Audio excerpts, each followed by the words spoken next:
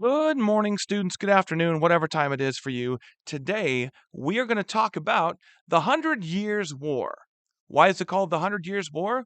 Well, probably because at the end of 114 years, when they got together and they said, what are we going to call this thing? The 114 Years' War didn't sound so cool. It doesn't just roll off the tongue. So they came up with the Hundred Years' War, even though it lasted 114. Did that really happen? No. But anyway, let's talk about the Hundred Years' War. So, essential question 1.2, what we're going to try to find out is how did the Hundred Years' War contribute to a growing sense of national identity in France and in England? Okay? So, pause if you need to, and let's try to find out how this war contributed to a growing sense of national identity. All right? Okay, the Hundred Years' War. Like I said, it lasted about 114 years, from 1337 to 1453. Now, do you need to know dates in this class? Like I said, it's best to just know hundreds, like, hey, this happened in the 1300s. It's better if you know, hey, this happened in the early 1300s or the middle 1300s or the late 1300s. The more specific you can get if you're writing an essay or you're writing an SAQ or a DBQ, the better. So try to remember like hundreds, okay? All right, so let's talk about late medieval political problems, all right? So, medieval governments were kind of a mess, all right? They weren't very stable. And what I mean by that is remember yesterday when we were talking about feudalism in the notes? We were talking about how, there's people at the top, the kings, right? And there's lords at the top, right? And there's clergy. Okay, these guys, they don't always get along. As a matter of fact, they are always vying for power. All right. Now, vying means they're conspiring, they're like going behind each other's back, they're plotting, they're doing all these things, trying to gain more power. Now, they're trying to gain more power over the land that they control, and they're trying to gain more power over each other. All right. So imagine, this very Game of Thronesy kind of everybody's plotting to kill each other, right? That's how all of these noble lords in Europe kind of were. Now, one of the big problems happened, you'll see this continually throughout this class, is one of the big things that happened is if a king died without a male heir, without a male child to continue the throne, lords, the noble lords, would often go to war and duke it out over, hey, I deserve to be the throne. The king doesn't have an heir. I'm next in line, or my child's next in line. And this would cause big wars all over Europe. So, what you see are kings and rulers struggling to keep control over these warring, fighting lords and kind of keep this loose sense of a nation. There aren't really nations yet, but they're trying to keep this loose sense of a nation together. All right? And keep these nobles from fighting each other. Because when people are fighting and there's wars and there's chaos, that's not good for business. That's not good for government. That's not good for the people because there's death and destruction everywhere. So, one of the things that rulers stress in their laws and in their mandates that they make, and they even have the backing of the church to kind of make it a religious thing, is that everybody should have unquestioning loyalty to the king. And as we move through the next couple hundred years, you're going to see the power of the kings is going to be centralized, which means it's going to grow and they're going to have more power over the land and more power over the noble lords. Okay? So these are some of the problems that exist in medieval Europe and even later on. Pause if you need to. Okay, now let's talk about the causes of the war. Maybe like the background causes, okay? What's going on that make this war happen? All right, now everybody take a deep breath because I'm about to throw a lot of names at you, okay? There's a whole bunch of Charleses, there's a whole bunch of Henrys. Guys, that is the story of European history. There are too many Charleses and too many Henrys and too many Louis. And anyway, what I don't want you necessarily to focus on is, do I need to know this exact guy's name? No, what you need to understand is what's going on and why they're fighting. Okay? So let's get into this. All right. So here is a kind of map of France, and you can see just to the northwest of France is England. All right. Okay. So I'm going to be looking at this map a lot. Okay. So England and France. Why did this war happen? Well, the English and the French are just next to each other. And usually, when you get kind of different peoples next to each other, what do? They fight, right? Why? Because we all fight people that are different than us, maybe a different language than us, maybe a different kind of religious beliefs than us, although at the time the religious beliefs weren't that different.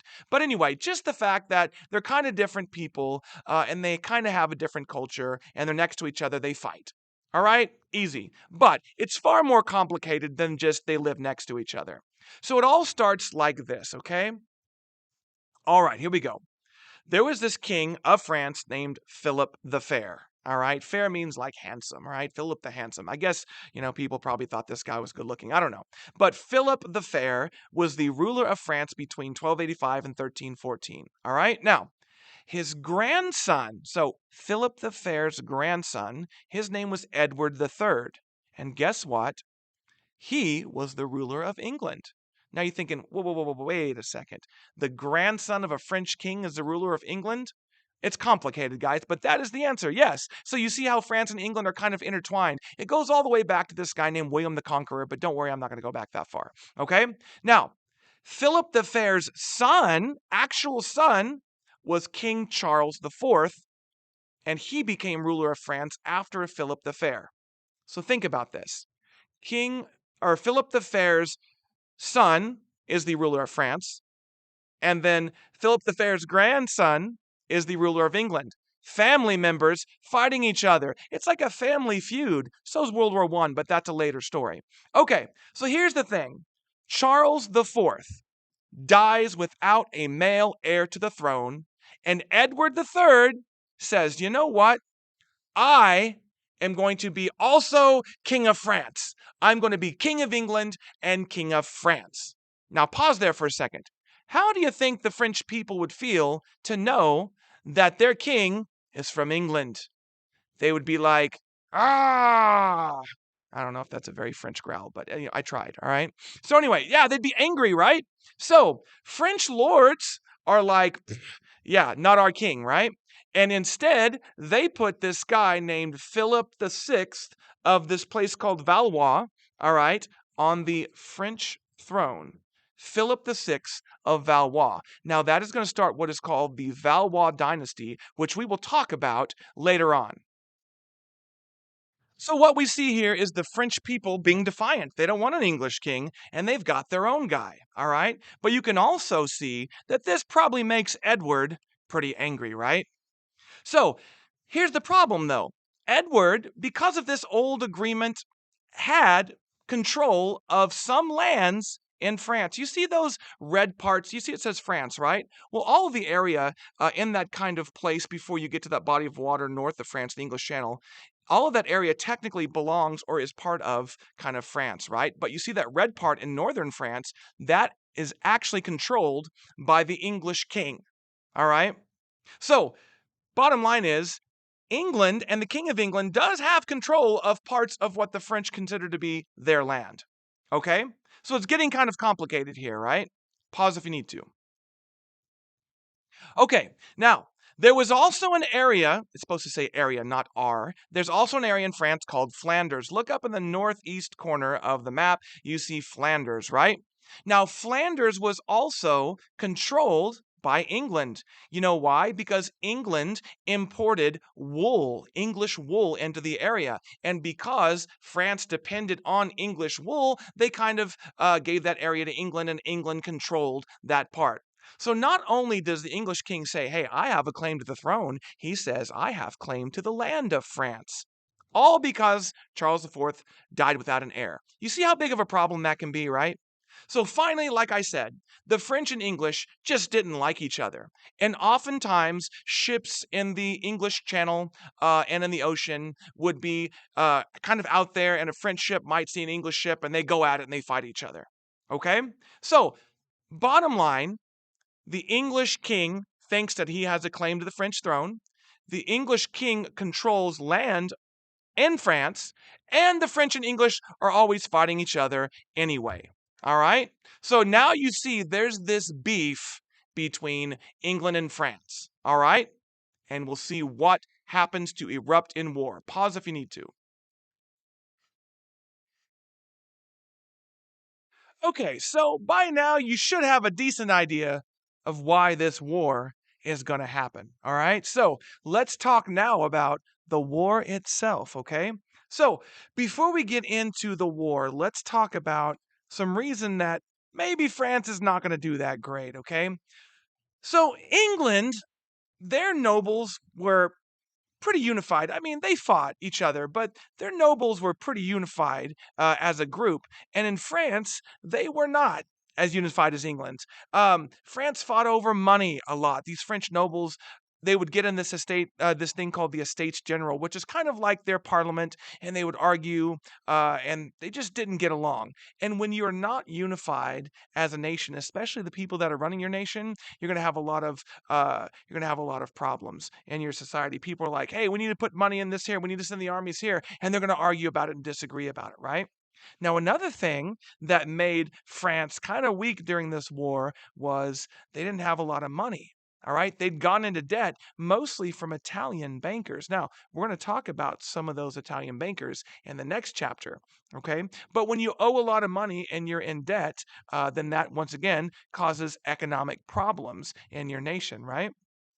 Now, another reason why France is not really ready to fight this war is that England had a better trained military, had a more technologically advanced military, and when you talk about wars, whoever had the best weapons usually end up winning the war, right? England had this innovation called the longbow, and they could shoot.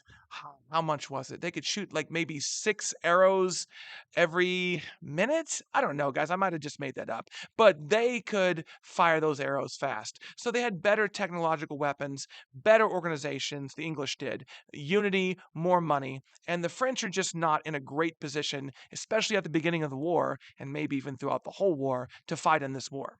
Okay? So now let's talk about the war. So in 1340, Edward, remember, Edward III, has a claim to the throne of France, where he says he does, right? So Edward does something to kind of stick it more to the French economy. He embargoes wool to Flanders, that little area, right, that he controls. He embargoes wool. Now, wool, guys, was a uh, very important item in society in Europe because they didn't have cotton yet. All right. So a lot of clothes, everything's made out of wool. And England is a big producer of wool. So what embargo means is they stopped selling it to Flanders. They refused to send any wool to Flanders. Now, what about these merchants in Flanders that make a lot of money? All right. What about these workers that rely on jobs in the wool industry to make the wool and to make it into clothing and things like that? So they are really going to anger a lot of people when they do this. So the merchants, these guys that sold wool in Flanders, are losing money. So guess what they do, guys? They swear allegiance to Edward III. Uh-oh, as King of France. So now you have French merchants that are in Flanders, and now they start swearing allegiance to Edward. You think that makes the French king and the French government angry? Of course it does. And it also divides France. And when you have a divided country, it makes it easier to fight. 1346, Edward attacks Normandy, which is in northern France, and they seize the French port of Calais. Now, Calais was an important trading port, guys. So once again, King Edward is taking control of economic areas. France is already in debt. They're already hurting. And now England is taking away any chance that they might get to make more money and get out of debt. So Edward, guys, is fighting this smart war and just wrecking the French economy. Now, in 1357, something big happens. The English capture the French king and they take him back to England. Now, you would think that would be the end of the war, but no, it's not the end of the war. Pause if you need to.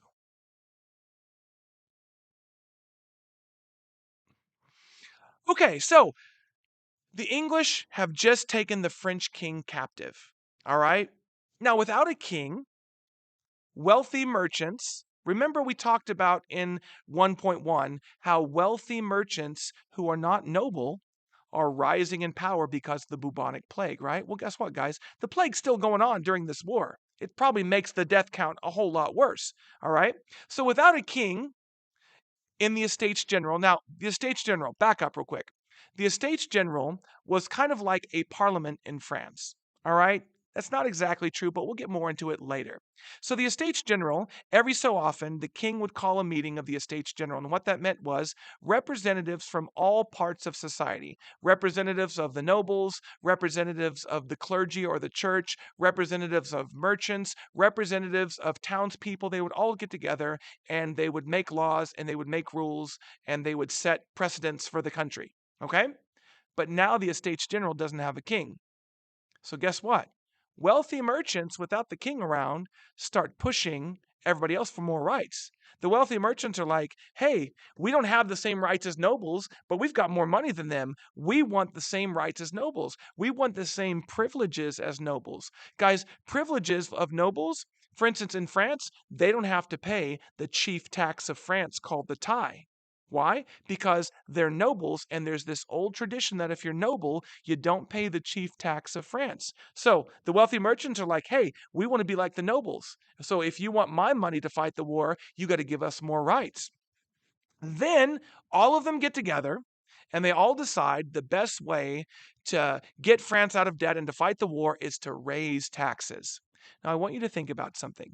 If you're a peasant, you're terrified of dying from the bubonic plague, your country's fighting a war, there's death and destruction everywhere, your government's bankrupt, sometimes people are taxing laws to keep you on land, remember, like the English did.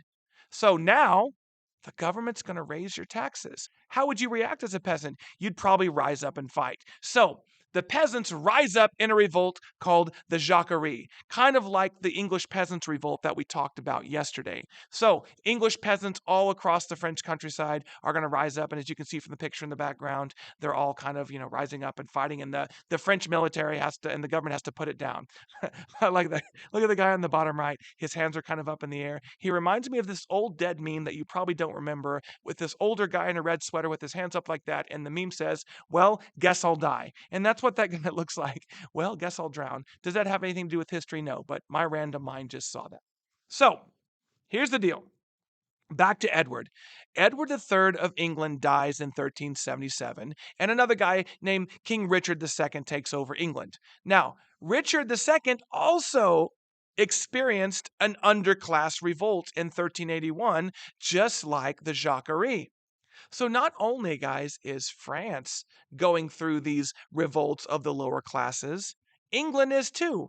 And a lot of it is the bubonic plagues going on. People are dying. There's a war. People are stressed. All right. Laws are being passed to trap peasants where they are. And so the peasants rise up. Now, after Richard, fast forward, you get Henry V of England. Now, guys, there's a lot of names here, remember, but you don't need to remember all these names. You just kind of remember the narrative of what's going on, okay? So Henry V of England, later on, wins a large victory over France in 1415. And in 1420, 5 years later, he forced the Treaty of Troyes on France, all right? Now, the war is not exactly over, but this is a turning point kind of in the war, the Treaty of Troyes that the English forced on France. All right. Now, what did this treaty do? This treaty that the French agreed to reluctantly made the King of England the king of both France and England. So finally, the English get what they're after. The King of England is also the King of France. Is this where the story ends? No, this is called the 100 Years' War, not like the 90 Years' War, even though it lasted 114 years, so it's not exactly the 100 Years' War. But no, it's not over yet. Pause if you need to. Okay, guys, now we get to talk about Joan of Arc. Maybe a lot of you guys have heard of Joan of Arc. The French actually call her Jeanne d'Arc. All right, Jeanne, they like Jean. All right, Jeanne de Arc. You throw it all together, Jeanne d'Arc. Right, that's what they call them in France. Call her in France. So anyway, the French, when this treaty was passed, even though they reluctantly agreed to it, they pretty much ignored the Treaty of Troyes. And you know what they did? They proclaimed their own king, Charles VII of France, as their king. They're like, no, we are not going to have an English king on our throne. So they say, screw it, we're going to put our own king on the throne. So the war keeps going. Now, they're fighting still, and in 1429, a peasant girl named Joan of Arc, or if you're French, Jeanne d'Arc, told Charles VII something that must have sounded crazy to Charles VII. She says, God showed up and talked to me and told me that I need to lead France against England. I need to lead the French armies. Now, if you are Charles VII, you might be thinking, well, what is this about, right? Like, who's this girl? But Charles VII is desperate, okay? And he agrees. He sends Joan of Arc to go lead the armies of France against England. And guess what happens, guys? All right? Guess what happens? He sends her to Orleans, all right, to fight the English. Orleans is in France, all right? He sends her to go fight the English. And guess what? The armies led by Joan of Arc absolutely just start annihilating the English armies in battle. Now, is it because Joan of Arc is this great military expert? Not really. But you know what she does, guys? She unites this passion inside them. She unites this idea of, hey, are we going to sit there and let the English come in and try to rule us? No, we're French. And this is where you get the beginning of this idea of, hey, we've got a national identity. We're French. We're not English. Heck no, we're not going to let them push us around.